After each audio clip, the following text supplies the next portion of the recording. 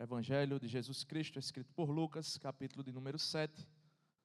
Nossa leitura será do verso 36 ao versículo de número 50.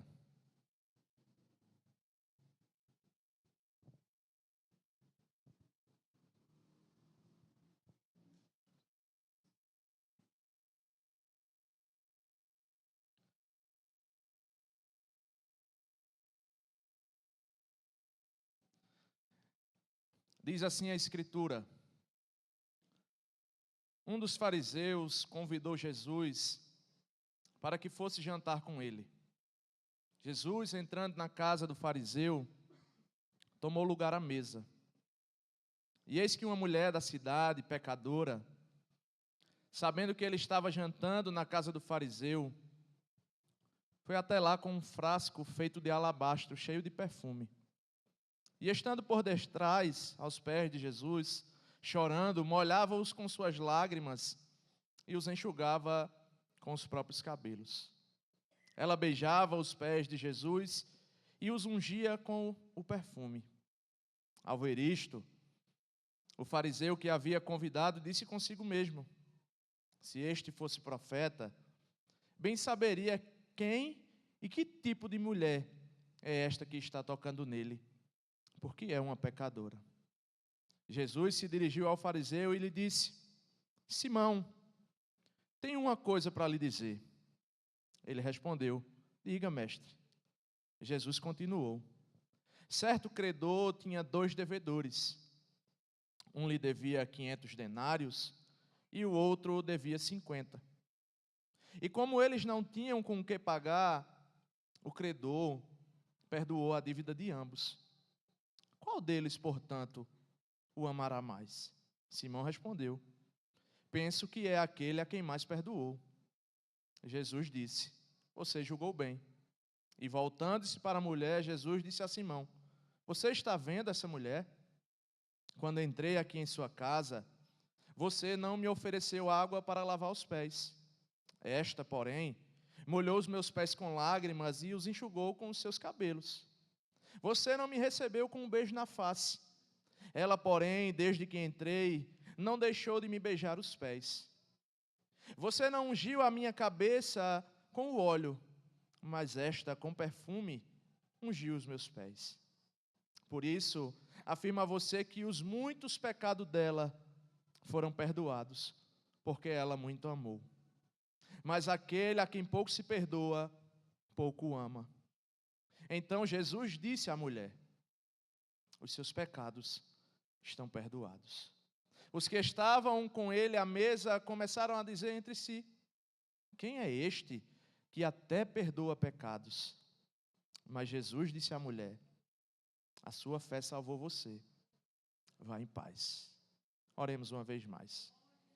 Senhor, diante da tua palavra, nós nos curvamos e pedimos que o teu Santo Espírito, através dessa história, fale conosco, em nome de Jesus. Amém.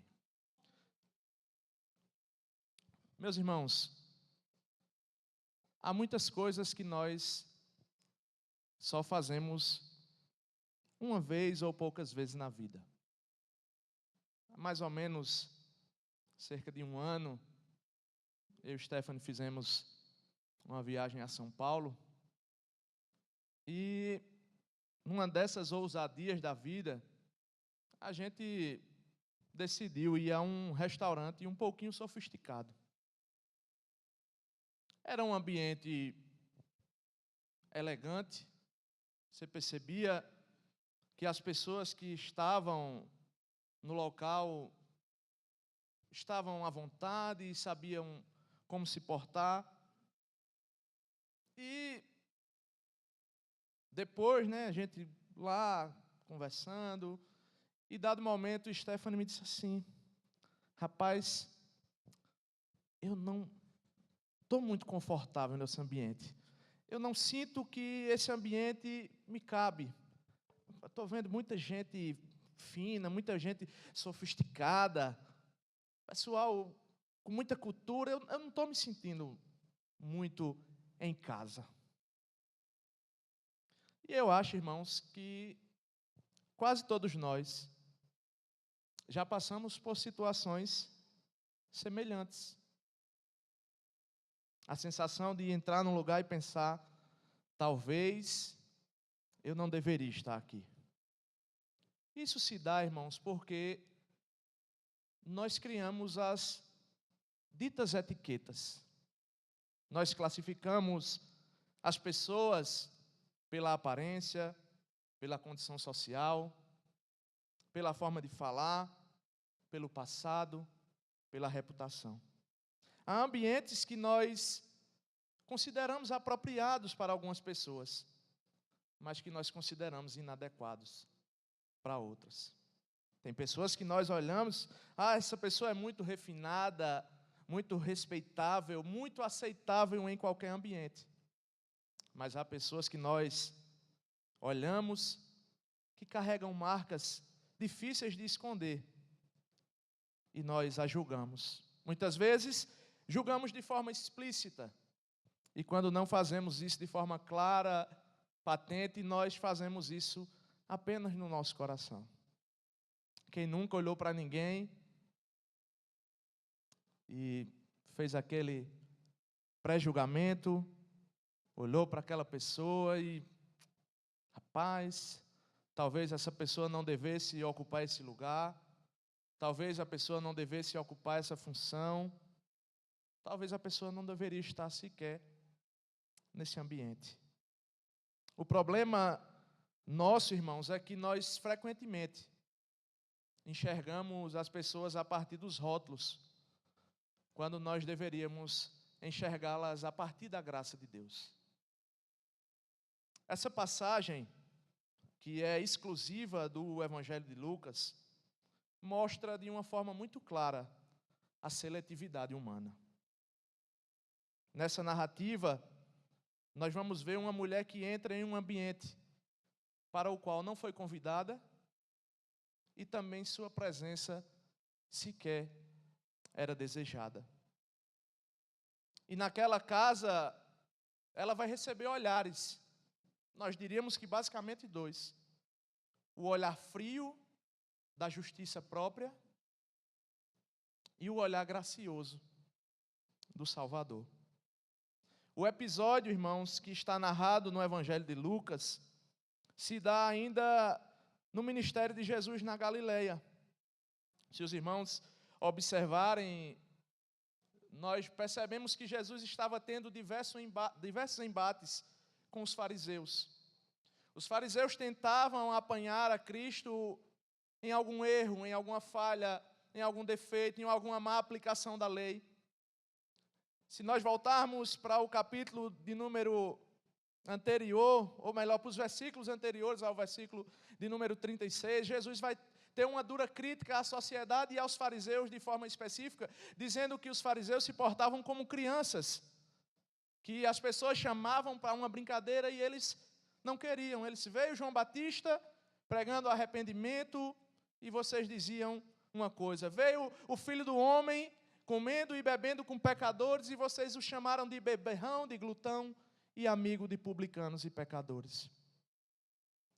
Mas, irmãos, o Jesus que não é seletivo com pecadores, publicanos, também não é seletivo para entrar na casa do fariseu. Se fôssemos nós, ninguém entraria na casa de quem vive lhe criticando. Mas Jesus foi convidado para um jantar. E o nosso mestre, que é sábio e sabe se portar, aceita esse convite. Provavelmente, esse ambiente de fariseu era um ambiente muito formal, era um banquete muito formal. Provavelmente também só havia homens. Os fariseus andavam basicamente só entre homens e evitavam muito contato com as mulheres.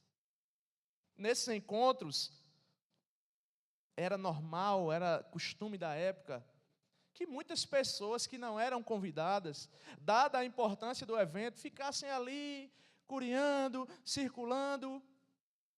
Também havia os servos, dependendo da riqueza do anfitrião, ele tinha servos para estar servindo, então não havia muito controle para as pessoas que entrariam ali. Jesus entra e Lucas nos conduz, irmãos, para uma cena bem inesperada. O que parecia somente uma mesa de jantar sofisticada de Jesus com os fariseus, Lucas nos mostra que essa mulher entra no ambiente, trazendo consigo um frasco cheio de perfume. E tudo o que acontece, irmãos, a partir da entrada dessa mulher, é uma das cenas mais impressionantes e mais belas que nós temos no Evangelho de Lucas. A partir desse texto, considerando esse episódio, Lucas nos mostra, irmãos, que somente quem reconhece a sua dívida ama verdadeiramente o Salvador. Repito, Lucas mostra que somente quem reconhece a sua dívida ama verdadeiramente o Salvador. Nós vamos ver isso basicamente em 3 partes.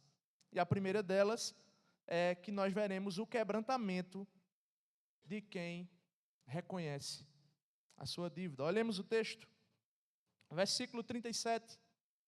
E eis que uma mulher da cidade, pecadora, sabendo que ele estava jantando na casa do fariseu, foi até lá, com um frasco feito de alabastro, cheio de perfume.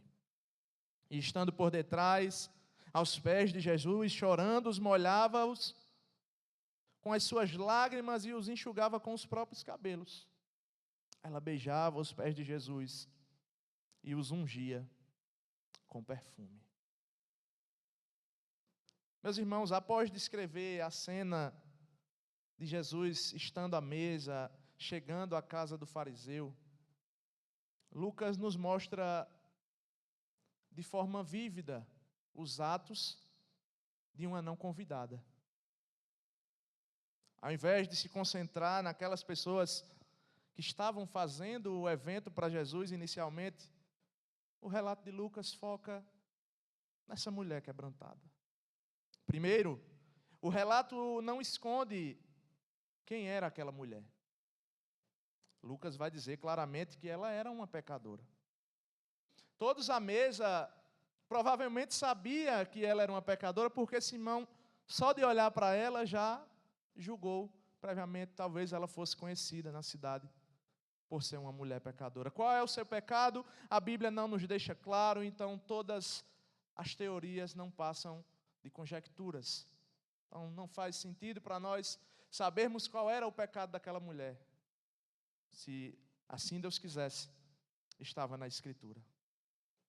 Segundo ponto, nós percebemos que o único convidado desse banquete era Cristo. Então a mulher não havia sido convidada.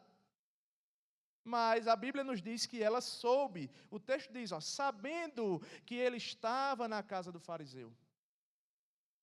Nós não sabemos se eram enviados convites, se os servos saíam a convidar as pessoas. Em algum momento ela soube que Jesus estaria lá. Sabendo disso, ela não mediu esforços, irmãos, para encontrar o Salvador da vida dela. É provável que em algum momento do ministério de Jesus, essa mulher tenha ouvido o Senhor falar do amor de Deus e do Santo Evangelho. Por isso que ela vai para Jesus não buscar alguma coisa, porque ela já tinha essa coisa. Ela vai até Jesus para demonstrar o seu amor pelo que ela havia recebido. As boas novas que Jesus proclamou em algum lugar fisgaram o coração daquela mulher, e agora ela se dirige para se prostrar diante do Redentor e dizer assim: Senhor, eu te agradeço pelo que fizeste por mim. Ela queria demonstrar a sua devoção. Ela estava com um frasco de perfume justamente para esse intuito, para perfumar os pés do seu Salvador. Terceiro, aquela mulher, irmãos, nunca, de modo algum, seria bem-vinda num banquete de um fariseu. Primeiro porque ela era mulher. E vocês sabem que a cultura do primeiro século era bem abjeta quanto as mulheres. Coisa que Jesus reverte. Porque Jesus deu espaço às mulheres no seu ministério. As mulheres sustentaram Jesus, as mulheres acompanharam Jesus. As mulheres foram as primeiras testemunhas da sua ressurreição. Para Jesus, ela era bem-vinda. Para o fariseu, de forma nenhuma. Mas, irmãos, ela se esquece que está na presença de homens e corre aos pés daquele a quem ela ama. Era um banquete formal, mas ela quebra todos os protocolos e todas as etiquetas que todos aqueles homens estavam guardando. Os estudiosos dizem que havia uma forma de se postar na mesa. Cotovelo esquerdo na bancada, pés para trás. Um evento formal. Mas chega uma mulher pecadora e quebra todos os protocolos. Se eu não quero saber de formalidade, eu quero devotar o meu amor àquele que me ama, ao amado da minha alma. E nós vemos os atos da mulher. O que é que ela faz? A Bíblia nos diz que ela chora, demonstrando a sua devoção ao Mestre. E esse choro, irmãos, não é aquele choro em que nós enxugamos a lágrima de cantinho de olho, ainda que possa ser verdadeiro. Nós temos aqui uma mulher chorando de maneira copiosa, abundante, a ponto de molhar os pés de Jesus que estavam para trás. Em sinal de quebrantamento, em sinal de humilhação, ela se coloca aos pés do Senhor, molhando os seus pés e não tendo, irmãos, toalha para enxugar. E é bem certo que se ela pedisse, o fariseu não a daria. Ela usa o único recurso que lhe restava além do vaso de alabastro, os seus cabelos. Um sinal de humilhação. Em segundo, irmãos, se já não é humilhante chorar aos pés de uma pessoa, quem dirá, irmãos, beijar os pés? Nós temos hoje uns pezinhos limpinhos, não é isso? Tem um talco, tem uma meia, quase todo mundo anda de transporte, então os pezinhos limpinhos. Mas nós vamos ver que Simão nem forneceu água para Jesus lavar os pés. Então imagine um caminhante de deserto, com uma sandália, com um chinelo, e agora depois de tirar aquele chinelo, como estavam os pés do mestre? Mas ela beija. E a Bíblia diz que não é um beijinho. O termo lá do grego quer dizer que é uma ação contínua, como se ela ficasse beijando repetidas vezes. Não era só uma bituquinha de formalidade como as pessoas recebiam aos outros. Jesus vai dizer a Simão depois, nem o beijo na face, conforme a cultura, você me deu. Essa mulher, porém, beija os meus pés e beija de maneira repetida. Ela mostra com esse segundo ato sua humildade e sua devoção. Por fim, irmãos, aquela mulher unge os pés de Jesus com um perfume caro. Mas ela sabe que nada é demasiadamente bom para que seja oferecido a Jesus. Isso é muito pouco. É como se ela estivesse dizendo, isso é muito pouco para compensar aquilo que Ele fez por mim. Existe uma música, a banda Purples, que eles dizem que tudo que nós fazemos ainda é pouco. Tudo que nós podemos oferecer ainda é pouco.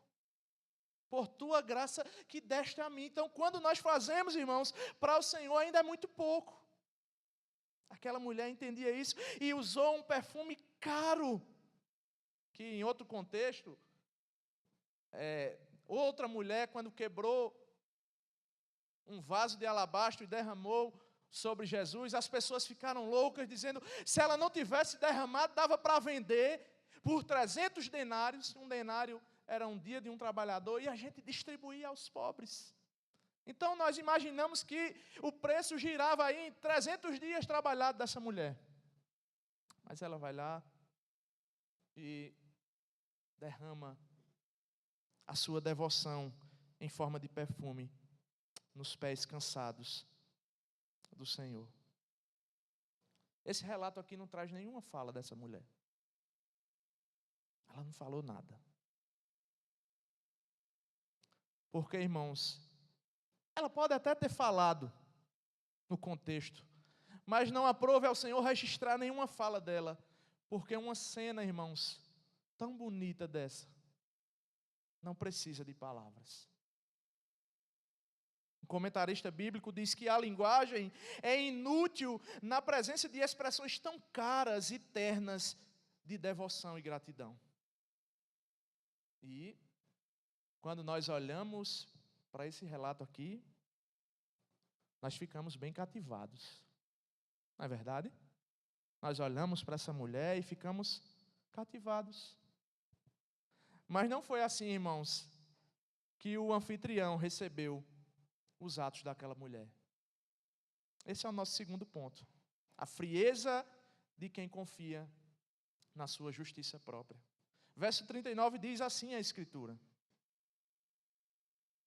ao ver isto, o fariseu que havia convidado disse consigo mesmo: se este fosse profeta, bem saberia quem e que tipo de mulher é esta que está tocando nele, porque ela é uma pecadora. Ele estava preocupado, irmãos, com outra coisa. Toda a devoção daquela mulher passa desapercebida aos olhos de Simão, porque ele se considerava um validador da espiritualidade alheia. Ele era muito puro, um homem muito santo, e não podia ser tocado por uma pecadora. Então ele acusa Jesus de se quer ser profeta. Primeiro, ele desconfia do ministério de Jesus em seu íntimo. Olha o que a Escritura diz. Ele pensou, disse consigo mesmo: se este fosse profeta, ele disse, é como se ele tivesse: convidei a pessoa errada. Eu esperava que esse homem fosse profeta, mas ele já me prova que não é profeta, porque está deixando uma mulher, que além de mulher, é pecadora, tocar nele. Não faz sentido. E talvez ele tivesse convidado, irmãos, Jesus para justamente testá-lo. A Escritura não diz isso. Mas como eles colocavam sempre o Cristo em prova, é bem capaz de que eles tivessem feito todo esse evento só para descobrir se Cristo era profeta ou não. Na mente dele, profeta não se mistura com pecadores. Se Jesus fosse profeta, assim que aquela mulher se aproxima, a reação de Jesus seria... E os irmãos lembram, a vontade de Simão era que Jesus dissesse, como diz uma personagem muito conhecida nossa, Dona Florinda: não se misture com essa gentalha. Não era, irmãos? Rejeite, não toque, não permita que uma pessoa tão abjeta, pecadora, conhecida na sociedade, toque num homem que se diz profeta. Segundo, quanto à mulher, irmãos, se ele duvida de Cristo, o que dirá da mulher? Quanto à mulher, o fariseu observa somente a sua vida pregressa. Ele só conhecia os pecados da mulher. Ele não foi fazer uma entrevista dizendo assim: será que essa mulher se encontrou com Jesus em algum lugar e ela veio aqui agora como uma salva, como uma mulher que reconhece seu pecado? Não, o que nós conhecemos dela é que ela é pecadora. E quantas vezes nós não fazemos isso? Quantas vezes, irmãos, nós não olhamos para as pessoas e olhamos a sua vida agora para trás. Nós não consideramos o momento em que Cristo encontra aquela pessoa. Nós olhamos para a sua vida pregressa. As palavras desse homem soam com uma arrogância que nos dá nojo. Mas muitas vezes nós somos iguais a ele. Ele olha para aquela pessoa aquela mulher e não vê possibilidade de restauração, irmãos. Ele simplesmente diz: é uma pecadora.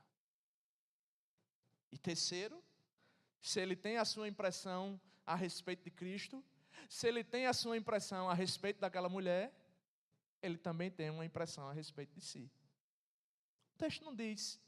Mas se ele diz que Jesus não deveria deixar a mulher tocar o Senhor porque ela tinha pecado, talvez ele se considerasse uma pessoa ou com pouco pecado ou sem pecado algum. Podemos inferir, irmãos, que ele não se considerava pecador como ela. Percebamos, Simão não havia feito nada para Cristo.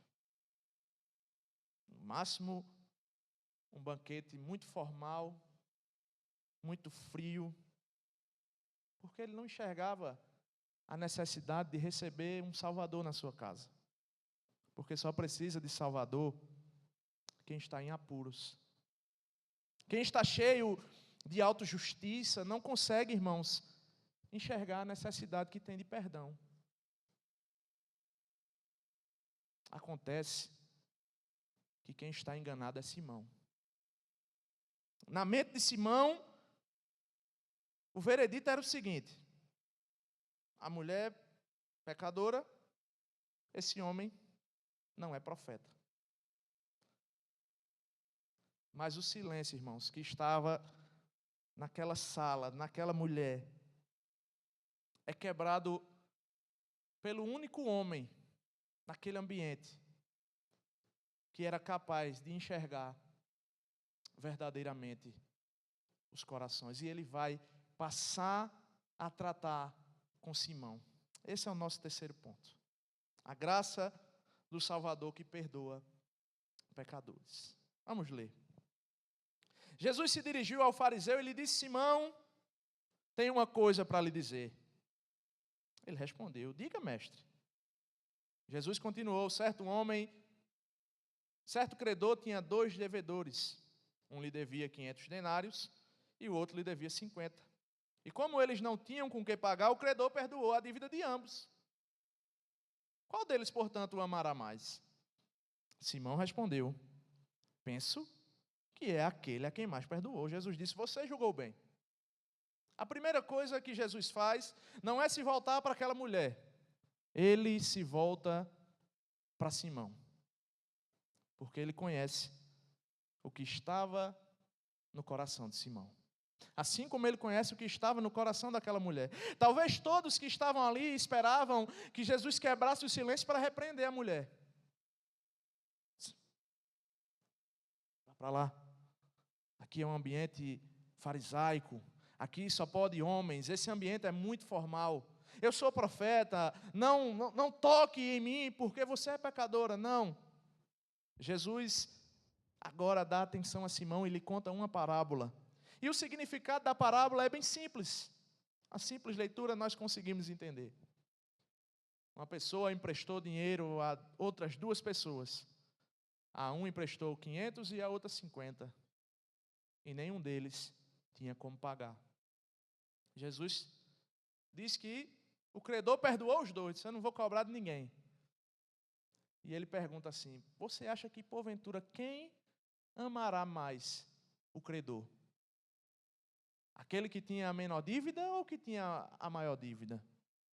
E ele diz: penso que é aquele a quem mais foi perdoado. Porque se a dívida era maior, o tempo de escravidão era maior, então é natural que a gratidão dessa pessoa que devia mais seja maior. Jesus, você julgou bem. Mas tem uma coisa que você julgou errado. E Jesus pergunta a ele: você está vendo essa mulher?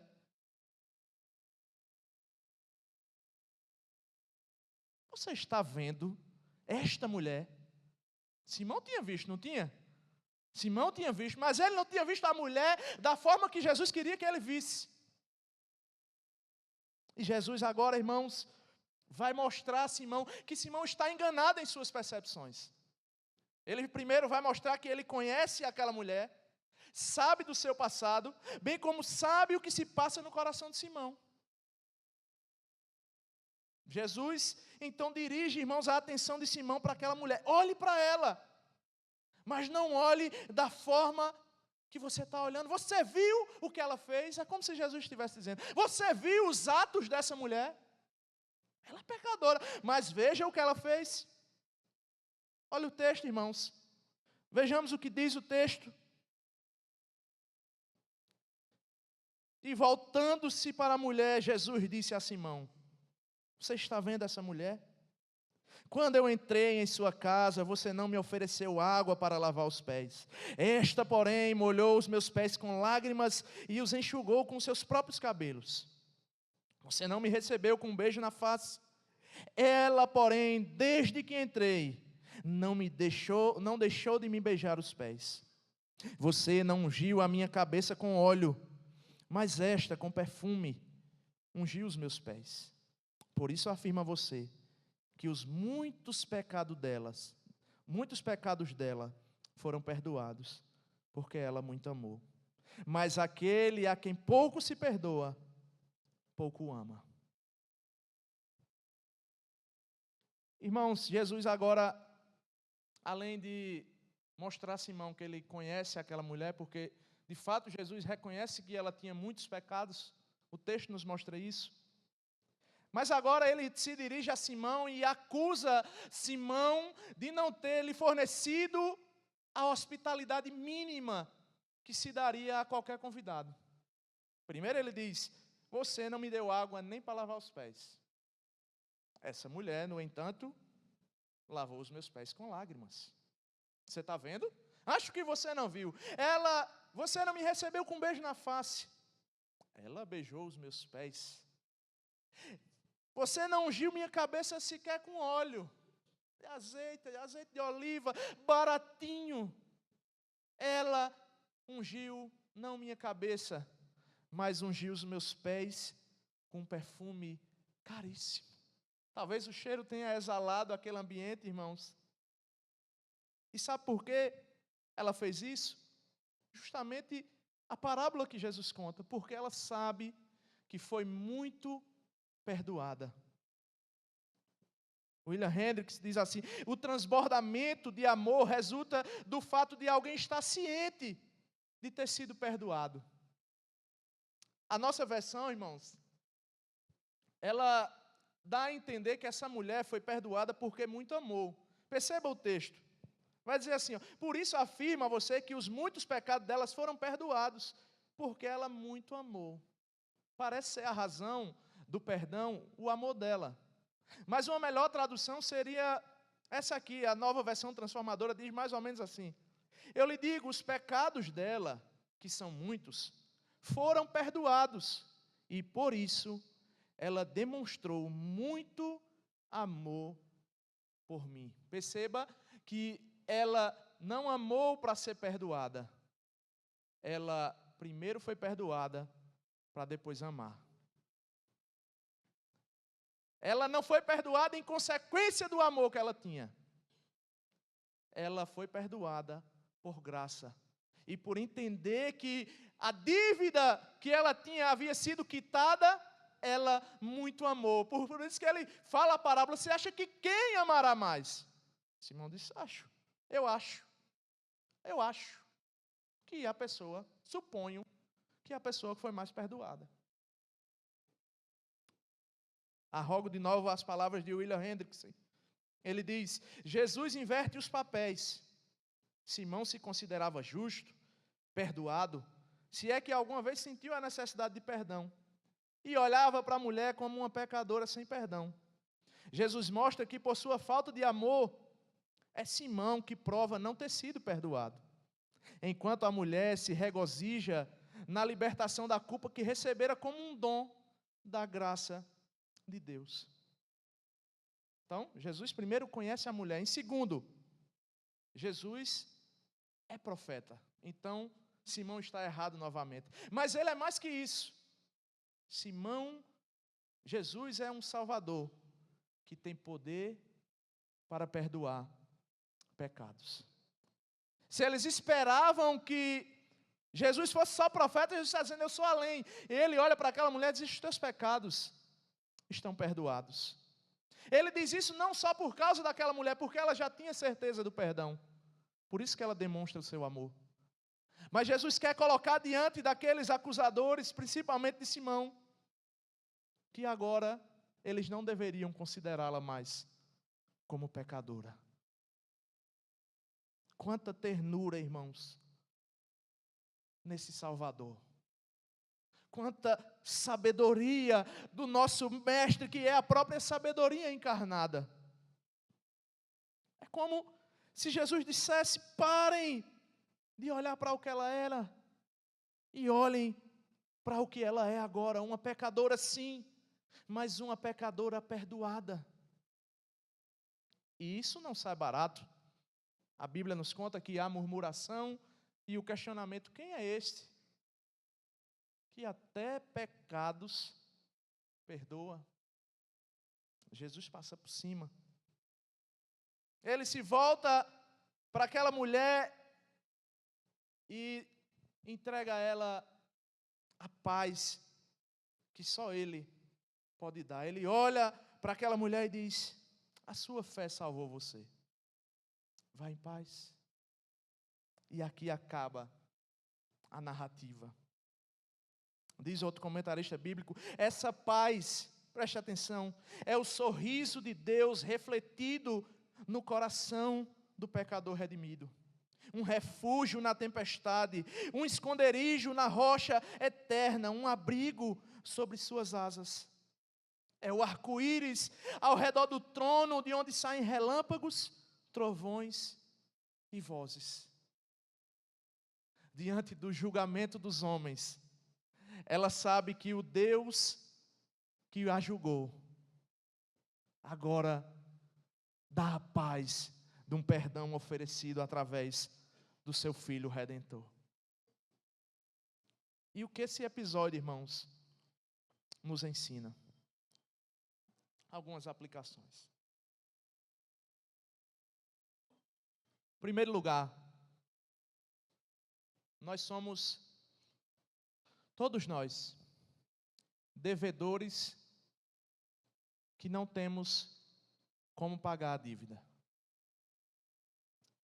Não há um justo, irmãos. Todos temos uma dívida e não temos condição de pagá-la. Não importa o que nós façamos.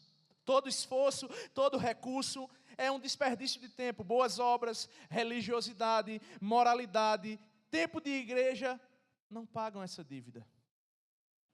Você pode pensar que talvez você seja mais parecido com a mulher. Muitos pecados. Ou talvez você esteja aí se imaginando como um Simão. Mas Jesus não está na parábola dizendo que Simão precisava de uma graça diferente, ou que a mulher precisava de uma graça diferente, não, porque ambos são devedores. A única consequência é na questão do amor. Quem ama mais é quem se sente mais perdoado. Em segundo lugar, o maior perigo espiritual, irmãos, que nós podemos passar é pensar que nós precisamos de pouca graça. Eu tenho os pecados, mas também não é essas coisas. Eu faço uma coisinha errada, mas nada que seja muito abjeto, nada que também entristeça demais o Salvador, porque é coisa pouca. Simão, não, eu posso até ter, mas essa mulher que está tocando ele tem mais. E nós temos essa tendência. Eu, particularmente, tenho essa tendência. Não. Estou levando uma vida de santidade. E o Senhor há de entender. Ele não percebia, irmãos, a necessidade de perdão. Na sua mente, ele já estava justificado, porque ele só dependia de si. A mulher era pecadora, e por entender que ele era pouco perdoado, se é que precisava de perdão, ele amou muito pouco. A cerimônia fria, um jantar formal, frio, calculista, organizado até, o banquete lá é um banquete formal, mas é um banquete sem paixão. Sem paixão. E para nós, irmãos? Por que será que nós somos tão frios? Por que será que nós temos tão pouca devoção? Por que será que nós temos tão pouco amor? Por que tão pouca alegria em Cristo, em vir à sua casa, em participar dos cultos, em servir a igreja? Por quê? Será que Simão não está perto de nós? Será que nós esquecemos, irmãos, da grande dívida que estava cancelada, que foi cancelada contra nós? Talvez o nosso problema não seja considerar que não temos pecado. Eu acho que qualquer cristão sabe que é pecador. Mas nós vivemos constantemente como se precisássemos de pouca graça. Terceiro, a consciência do perdão recebido produz amor e devoção. É o que Jesus diz a Simão. Ela muito ama porque ela tem noção do perdão que ela recebeu. Ela reconhece aquilo que foi feito por ela. Ela reconhece, ela entende que não existe mérito. Está dizendo, eu sei, Senhor, que sou devedora. E por saber que sou devedora e que estou perdoada, eu entrego a minha vida aos teus pés. Eu me prostro diante do Senhor e tiro toda a frieza do meu coração e coloco diante do Senhor, mostrando que de fato eu te amo, porque o Senhor me amou primeiro. Quarto lugar, estou encerrando, falta só mais 2 pontos. O Evangelho nos ensina, irmãos, a não reduzir as pessoas ao passado delas. Eu acho que talvez esse seja um dos maiores pecados que nós temos. Julgar o outro pela vida que ele levava. Mas o Evangelho não permite que você, que eu, maltrapilhos, miseráveis, outrora escravos de Satanás, olhemos para uma pessoa e com pré-julgamento a achemos indigna de receber perdão. E pior, não considerarmos que o Cristo que tirou você do inferno tem poder também para libertar uma pessoa que é semelhante a nós. Irmãos, que o Senhor preserve o nosso coração. Simão só olhou para a mulher e viu o seu pecado. Ele não viu nada mais. É como se nós olhássemos para uma pessoa que chegou aqui, que cantou, que louvou, que pregou, e disséssemos, mas eu conheço fulano aí. Fulano, porque ele está cantando, esse homem não deveria nem estar aí. Por quê? Já chegou aí, como é? Não tem dignidade não, quem tem dignidade sou eu. Era eu para estar mais pertinho do Senhor. Que o Senhor nos preserve, irmãos. Quinto lugar, Jesus é poderoso para perdoar completamente os nossos pecados. Ele é Deus, irmãos. O perdão é um dom imerecido, que vem mediante a graça, através da fé. É isso que esse é o nosso lema. Somente a fé, o justo viverá pela fé. E a fé, irmãos, é um dom que Deus deu aos seus eleitos. Você precisa de perdão? Você precisa de perdão essa noite? Você olha para você como um necessitado?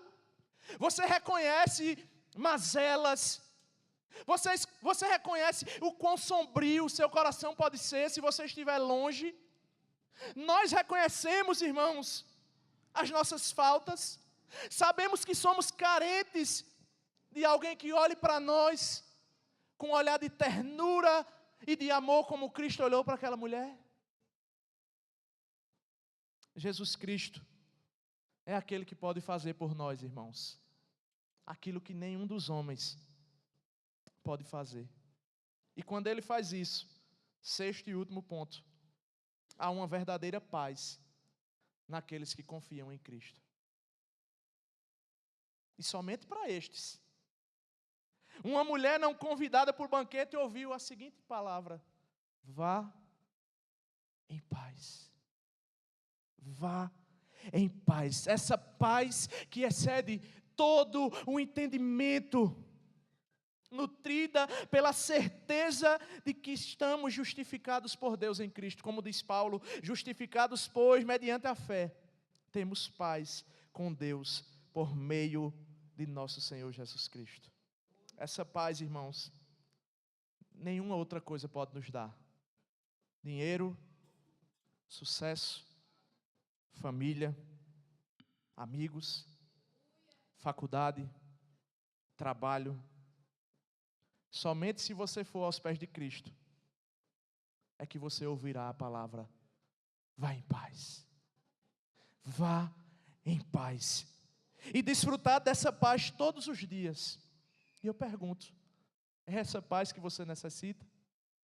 Se é, venha a Cristo. Se é dessa paz que excede todo o entendimento, você já procurou em todas as coisas.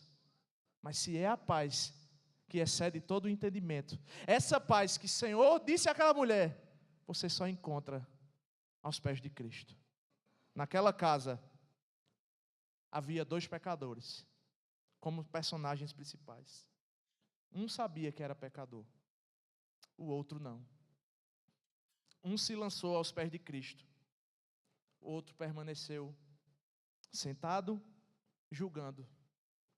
Mas no final daquele banquete, só uma pessoa saiu em paz. Só uma pessoa viu o sorriso do Deus encarnado dizendo: vá em paz. Porque somente, irmãos, aqueles que reconhecem a sua dívida descobrem a grandeza do Salvador. Amém.